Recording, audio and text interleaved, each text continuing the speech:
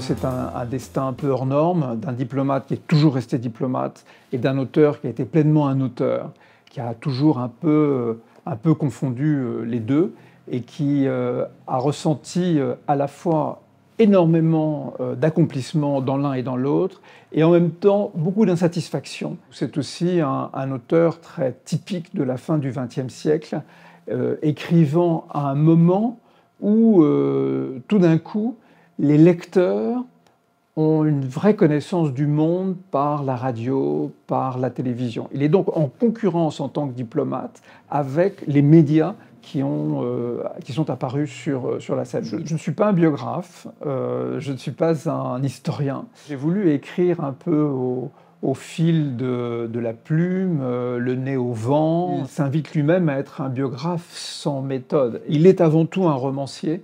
Et quand il écrit une biographie, c'est une fausse biographie. Et c'est un peu dans cette logique-là que j'ai voulu m'inscrire, trouver que ce Charentais, que ce diplomate et que cet auteur avait une vie formidable. Et j'étais touché par le sentiment qu'il a pu ressentir d'être passé à côté d'une autre vie. Il reste que, souvent décrit, on l'a vu comme un homme pressé, ambitieux.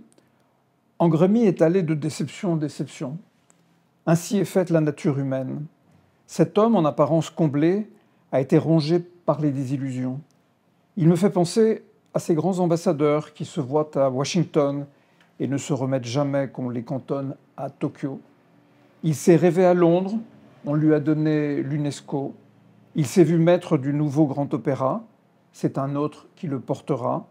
Il a obtenu le prix Renaudot, mais souffrira d'avoir seulement frôlé le Goncourt.